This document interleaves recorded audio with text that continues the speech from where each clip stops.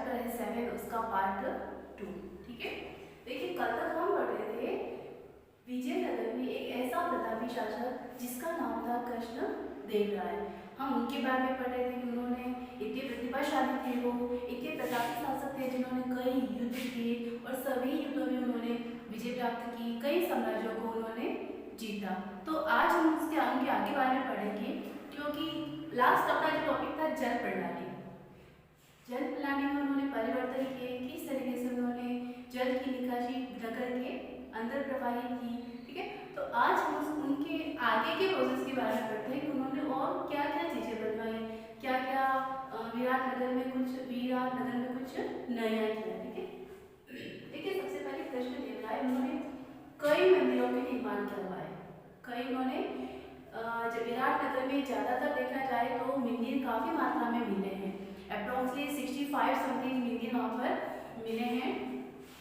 उस मंदिरों का एक प्रवेश द्वार हुआ करता था जिसको उन्होंने नाम दिया गोपुरम। गोपुरम कहते हैं मंदिर का प्रवेश द्वार। ठीक है, ये तो हुई उनकी मंदिर की बात। अब उनके शरीर की एबिलिटी को देखते हुए उनके बारे में ये भी कहा जाता है कि वो एक लेखक थे, एक सम्राटी राजा थे, लेकिन उसके साथ साथ एक वो कुश्तीबाज भी थे। और उनके बारे में एक सेंटेंस ये भी है कि एक टीका जो तेल उनकी मसाज में लगता था, जब उनकी बॉडी की मसाज होती थी तो उसमें कम से कम एक टीका तेल का उपयोग किया जाता था। ये तो थे हमारे कृष्णदेव राय के बारे में, जो तुलु वंश के सबसे प्रतापी शासक थे। ठीक है, अब हम बढ़ते हैं विजयनगर के स्थापत्य। जो नगर है, नगर की बनावट, महलों की बनावट, उसकी कह सकते हो भौतिक स्थिति, विजयनगर की भौतिक स्थिति में कौन कौन सी बनावट थी। जैसे देखिए राजकीय केंद्र के आसपास काफी मंदिर बने हुए। अब राजकीय केंद्र कौन से, जहाँ पर राजा रहते थे, राजा का जो निवास स्थल था उसको अपन कह सकते हैं राजकीय स्थल। और वहाँ के आसपास ज्यादा मंदिरों को देखा गया है कि राजा ने ज्यादा मंदिरों के निर्माण करवाए। सेकेंड नंबर, अब राजकीय केंद्र के आसपास मंदिर के अलावा एक सभा मंडल यानी कि स्टेज, मंच, जहाँ पर सभी एकत्रित होते थे, जहाँ पर सभी एक बात में ये भी कह सकते हैं कि सभी जो राजा थे वो वहाँ मीटिंग करते होंगे। देखिए स्टेज कहो चाहे मंच कहो। और आपकी जानकारी के लिए बता दूं कि जो सभा मंडल है ये पिलर्स पे बना हुआ था और उनके बीच में छोटे छोटे स्थान थे। अब अनुमानित लगाया जाता है कि वहाँ पर कोई मीटिंग होती होगी या उनकी कोई विचार विमर्श हो रहे होंगे, इस वजह से भी बनाया हुआ होगा। तो सबसे राष्ट्रीय केंद्र के बाद में आता है सभा मंडल, उसके बाद में आता है महानवमी डिब्बा। अब देखिए महानवमी डिब्बा नाम थोड़ा अजीब है, पर वहाँ पर एक ऐसा स्थल था जो सभा मंडल से भी बड़ा था, अब देखिए मैं आपको आसान शब्दों में बता दूं कि देखिए जो महानवमी डिब्बा था ये सभा मंडल से भी बहुत बड़ा मंच था, जिसकी ऊंचाई 40 फीट। सब विराटनगर में सबसे बड़ा जो ऊंचाई पर सबसे बड़ा स्थल था जो था महानवमी डिब्बा, जिसकी ऊंचाई कितनी थी, 40 फीट ऊंची। कई तरह की कलाकृति, अब देखिए वो जो महानवमी डिब्बा था वहां पर कई तरीके की कलाकृति, डिजाइन, आकार, इतनी कलाकृति दी गई थी उसमें कि अगर हम भी देखेंगे तो हमारा भी मन उसकी ओर प्रफुल्लित हो जाता है कि एक बार देखने पर हमें बार बार वो चीजें देखने की इच्छा होती है। होता है ना, कभी कभी अपन ऐसे कोई ड्राइंग देखते हैं, ऐसी कोई डिजाइन देखते हैं जो हमें बहुत ही अच्छी लगती है, बस वही चीज हम कह सकते हैं महानवमी डिब्बे के बारे में। और इसका था कि इसकी कलाकृति के साथ साथ यहाँ पर, जैसा कि मैंने आपको भी बताया कि सभा मंडल से भी बड़ा मंच, तो यहाँ पर जैसे दशहरे में आप सबको पता है रावण दहन होता है, दशहरा रावण दहन भी यहाँ पर किया जाता था, मेला भी यहाँ पर होता था, यानी इतना बड़ा ये स्थल था। ठीक है, अब आता है तीसरे नंबर पर कमल महल। जो कमल महल है वो ये महल है, लेकिन इसको नाम कमल महल दिया है अंग्रेजों ने, जबकि वहां के शासकों के लिए महल था, लेकिन इसको कमल महल नाम दिया है अंग्रेजों ने। इसमें राजा अपने परिषद यानी कि अपनी मंत्रिमंडल, परिषद यानी कि मंत्रिमंडल के साथ बैठता था। फोर्थ टॉपिक आता है मंदिरों की रचना, विजयनगर के मंदिरों की रचना। तो सबसे पहला मंदिर था हजाराम मंदिर, जैसा कि आप लोगों के सामने नाम भी आ रहा है, हजाराम मंदिर। तो हमें अगर भगवान राम के बारे में जानकारी प्राप्त करनी होती है या हमें उनकी जानकारी किसके थ्रू प्राप्त हो, रामायण के थ्रू, तो ऑब्वियसली यहाँ पर रामायण बहुत ज्यादा मात्रा में प्रचलित थी। कहाँ पर, यहाँ की दीवारों पर रामायण लिखी गई है, तो इसीलिए इस मंदिर का नाम क्या हो गया, हजाराम मंदिर। और ये कौन से भगवान से संबंधित है, तो भगवान राम। ठीक है। सेकंड नंबर विरूपाक्ष मंदिर। अब देखिए विरूपाक्ष, पंपा देवी, ये दोनों आपने शिव पार्वती का नाम तो सुना होगा, जहाँ पर शिव जी का नाम आएगा वहाँ पार्वती जी का नाम आएगा। तो उसी तरीके से जो विरूपाक्ष मंदिर है ये भगवान शिव का मंदिर था विजयनगर के अंदर। थर्ड नंबर है पंपा देवी। पंपा देवी जो भगवान शिव की पत्नी कौन थी, पार्वती। तो विरूपाक्ष को शिव का अवतार मानते हैं और पार्वती को पंपा। ओके। थर्ड नंबर आता है इसमें विठल भगवान। अब देखिए विठल भगवान से सब परिचित हैं, विठल विठल विठला हरि ओम विठला, मतलब कि जो हमारे विष्णु भगवान थे उनके लिए हम विठल शब्द का उपयोग करते हैं। और सबसे बड़ी चीज है विठल मंदिर की कि ये मंदिर जो है पूरे विश्व में मात्र एक ऐसा मंदिर जो रथ के आकार का बना हुआ है। कौन सा है, विठल भगवान का मंदिर। कहाँ पे रह सकते हैं अपन, अपना कौन सा नगर पड़ रहा है अपन, विराटनगर। ठीक है, सॉरी विराटनगर नहीं लिखे, हम विजयनगर करेंगे, विजय। ओके। अब देखिए किलेबंदी, अपन ने विजयनगर की बनावट पढ़ी, ठीक है, विजयनगर की मंदिर देखी, विजयनगर की स्थापत्य कला देखी, जिसमें अपन ने राजकीय जो केंद्र देखे, केंद्र के आसपास जो सभा मंडल है, महानवमी डिब्बा है, कमल महल है, मंदिरों की रचना है। इसके साथ ही हम पढ़ेंगे किलेबंदी। किलेबंदी से आप समझ रहे होंगे कि जहाँ पर किले बने होते हैं, किले के आसपास की दीवार को हम कहते हैं किलेबंदी।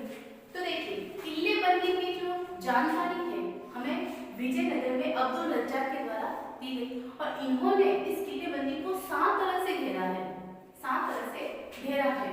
तो 7 तरह से कैसे, देखिए उन्होंने आम आदमी का जो जीवन है, आम आदमी का जो नगर है, कह सकते हैं उसके लिए एक शब्द मैंने यूज किया है आम लोग, किसानों के लिए खेती, जो खेत के चारों तरफ की दीवार होती है वो भी, पहाड़, जो पहाड़ी इलाका था विजयनगर के आसपास का उसके पास भी उन्होंने दीवार बनाई, और बाग बगीचे, जहाँ के बाग बगीचे थे वहां पर भी उन्होंने दीवार बनाई, जिसको नाम दिया था उन्होंने घेराबंदी, और जो कितने तरह की बनाई गई है, 7 तरह की। ओके।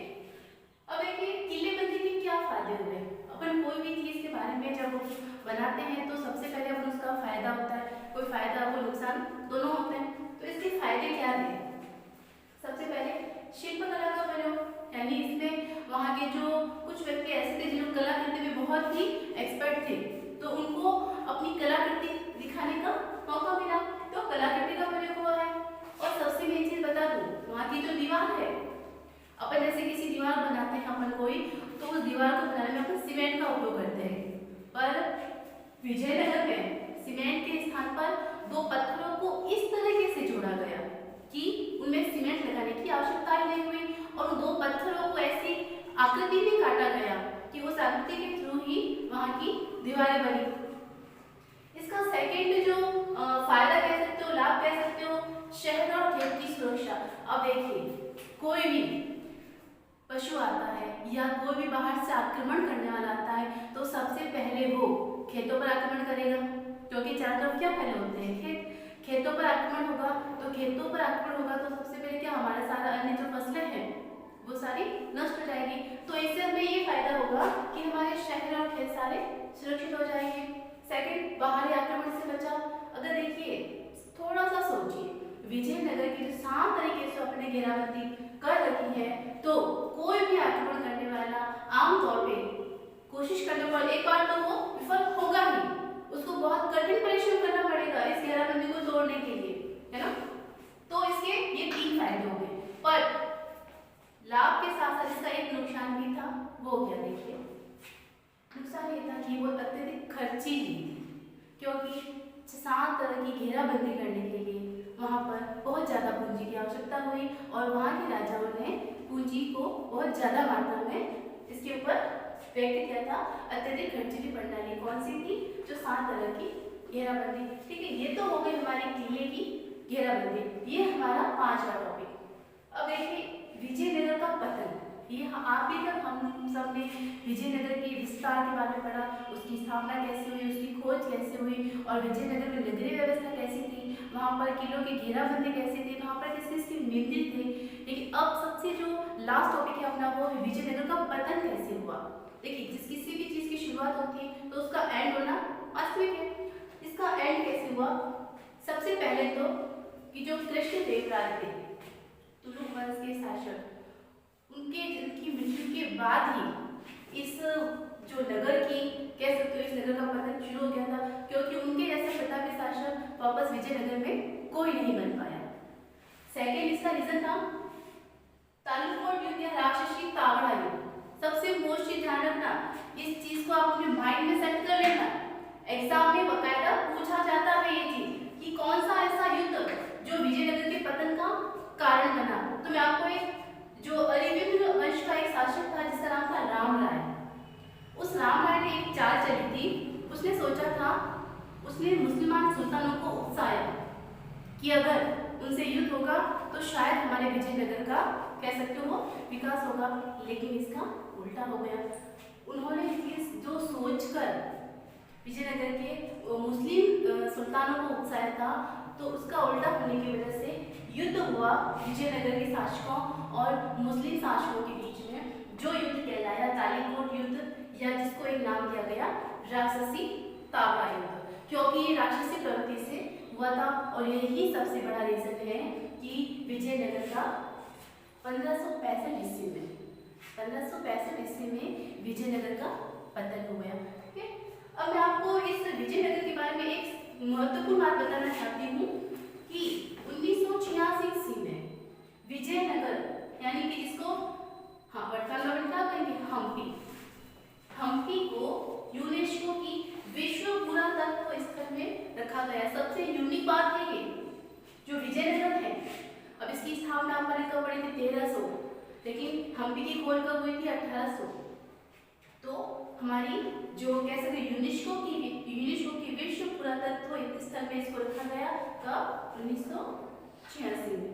ओके, इसी के साथ मैं आपसे एक और बात कहूंगी कि इतिहास के चैप्टर बड़े होते हैं, लेकिन हम मेहनत करके आपके लिए इनमें से कुछ ऐसी बातें ढूंढते हैं जो आपके एग्जाम की दृष्टि से बहुत ही उपयोग आती है। और आपको ये सारे जो नोट्स हैं, अगर आप इसका स्क्रीनशॉट लेना चाहो तो स्क्रीनशॉट ले लेना, या फिर अगर आपके पास पेन मतलब रजिस्टर लेके बैठे हो तो उसमें समझने के साथ साथ नोट भी करते रहना। ठीक है, और आज आपका एक होमवर्क में एक क्वेश्चन रहेगा जो है कि ऐसा कौन सा शासक था जिसके कारण में विजयनगर का तीव्र गति से विकास हुआ।